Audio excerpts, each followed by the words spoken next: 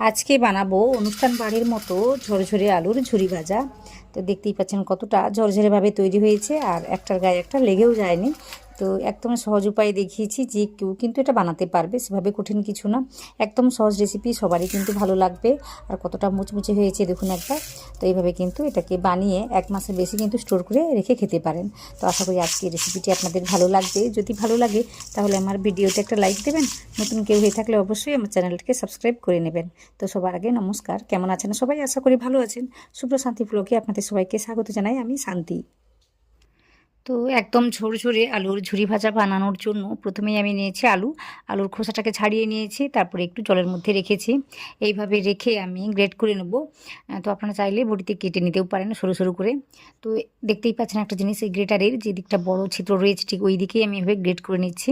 এই সরু দিকটাতে করলে কি হবে, এই যে লাচ্ছাগুলো বা ঝুরিগুলো একদম সরু সরুভাবে বেরোবে, তাই আমি বড় দিকটাতেই করে নিচ্ছি। তো করে নেওয়ার পর দেখাচ্ছি কীভাবে কাজটি হচ্ছে। তো দেখুন একদম পাতলাভাবে জিনিসটা তৈরি হচ্ছে, আর এইভাবে কিন্তু গ্রেট করে নিতে হবে। একই রকমভাবে সমস্ত কটা আলুকে আমি গ্রেট করে নিচ্ছি, তারপর দেখাচ্ছি কি করতে হবে। তো দেখতেই পাচ্ছেন এখানে সুন্দর করে গ্রেট করে নিয়েছি। তো একটা জিনিস দেখতেই পাচ্ছেন, জলটা কিন্তু এখানে অনেকটা নোংরা হয়ে রয়েছে। এই জলটাকে কিন্তু ফেলে দিতে হবে, তাছাড়া আলুটাকে ভালোভাবে ধুয়ে নিতে হবে। তো 4-5 বার কিন্তু জলটাকে পাল্টে পাল্টে ধুয়ে নিতে হবে। তাতে করে কিন্তু সুন্দরভাবে কাজটি হবে, নাহলে কিন্তু একটার গায়ে একটা লেগে যাবে এই ভাজার সময়। তো এইগুলো খেয়াল করবেন, একটু ভালোভাবে ধুয়ে নেবেন। ধুয়ে নেওয়ার পর আলাদা একটা পাত্রে আমি জল নিয়েছি। জলটা ঠান্ডা বা গরম কিছুই না, ওই যে স্বাভাবিক তাপমাত্রা যে জলটা হয় ঠিক সেটাই। তো ওই জলের মধ্যে আমি রেখে দিচ্ছি, ওই 10 থেকে 15 মিনিটের জন্য রেখে দিলেই হবে।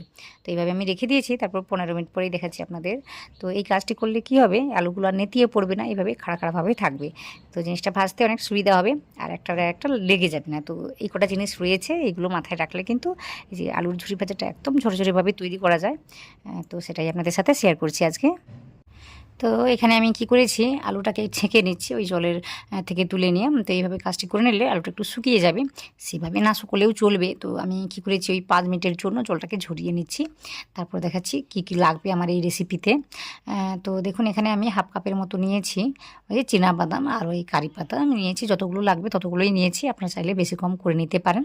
তারপর ওইদিকে আমি একটা কড়াইতে অনেকটা তেল গরম করতে বসিয়ে দিয়েছি। বসিয়ে দেওয়ার পর গ্যাসের ফ্লেমটাকে মিডিয়াম বা লোতে রাখলেই হবে। তারপর এইভাবে মোটামুটি বাদাম কটাকে ভেজে নিচ্ছি। তো একটু সময় নিয়ে ভাজতে হবে, না হলে কিন্তু ভিতরে কাঁচা থেকে যাবে। আর এগুলো ভাজতে একটা বেশি সময় লাগে না, তো ওই 50 সেকেন্ডের মতো সময়টা লাগে, বেশি একটা সময় লাগে না।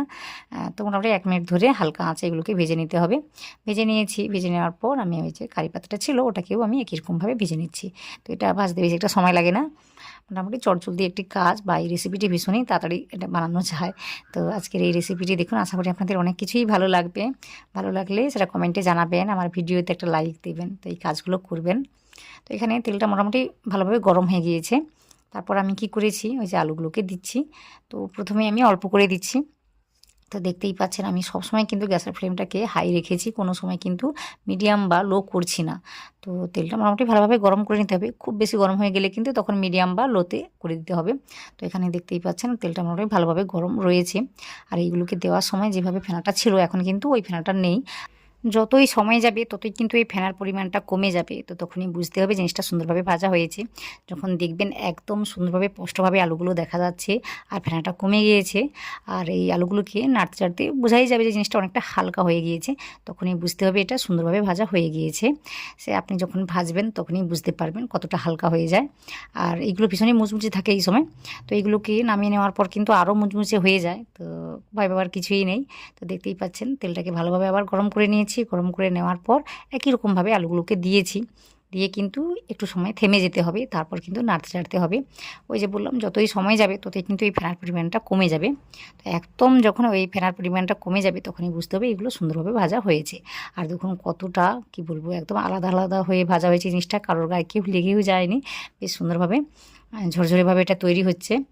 তো এইভাবে কিন্তু সহজেই তৈরি করা যায়, কতটা সহজ রেসিপি দেখুন। এইভাবে কিন্তু সহজেই তৈরি করে এইগুলোকে অনেক দিন ধরে স্টোর করে খেতে পারেন। আর ভীষণই মুচমুচেভাবে তৈরি হয়, কতটা মুচমুচেভাবে তৈরি হয়েছে সেটা একবার দেখুন।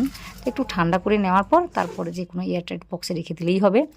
আপনি যখন খুশি এইগুলোকে চায়ের সঙ্গে বলুন বা মুড়ির সঙ্গে খেতে খেতে দুর্দান্ত লাগে, ভাতের সঙ্গে খেতেও ভালো লাগে। তো এগুলো বানিয়ে রেখে দিতে পারেন, মোটামুটি মুখরোচক একটি খাবার, সবারই কিন্তু ভালো লাগবে। দেখুন কতটা সুন্দরভাবে একদম ঝরঝরেভাবে তৈরি হয়েছে। কতটা মুচমুচে হয়েছে সেটা একবার আপনাদের দেখিয়ে দিই। দেখুন কতটা সুন্দরভাবে এটা তৈরি হয়েছে। তো আশা করি আজকের রেসিপিটি আপনাদের ভালো লাগছে। ভালো লাগলে সেটা কমেন্টে জানাবেন। বারবার আমি একই কথাই বলি। তো দেখুন এইভাবে মোটামুটি কাজটিও করে নিতে পারেন। আপনারা চাইলে কিন্তু এখনই এটাকে ওই লবণ বা লঙ্কা গুঁড়ো বা চাট মশলা দিয়ে এটাকে তৈরি করে নিতে পারেন। তো যেটা আমি বানিয়েছি এটা আমাদের ওই 4-5 দিনের জন্য কিন্তু হয়ে যাবে। তাও আমি কি করেছি, এখানে একটু লবণ আর লঙ্কা গুঁড়ো দিয়ে কাজটি করেছি। এইভাবে আমি রেখে দিয়েছি। আর লবণটা দিলে কী হয়, তাড়াতাড়ি নেতিয়ে পড়ে। আর আপনারা যদি অনেক দিন ধরে রাখতে চান তাহলে কি করবেন, এগুলোকে ওই এমনিতেই রেখে দেবেন লবণটা ছাড়াই। যখন খাবেন তখন লবণটাকে এভাবে ছড়িয়ে দিয়ে খেতে পারেন। তো মনে হয় আজকের রেসিপিটি আপনাদের অনেক সহজ মনে হয়েছে বা ভালো লেগেছে বা অনুষ্ঠান বাড়ির মতো মনে হয়েছে। যদি ভালো লাগে তাহলে সেটা কমেন্টে জানাবেন। ভিডিওতে একটা লাইক দিয়ে চ্যানেলটিকে সাবস্ক্রাইব করে নেবেন। আর সম্পূর্ণ ভিডিওটি দেখে নেওয়ার জন্য আপনাদের সবাইকে অনেক অনেক অনেক ধন্যবাদ জানাই।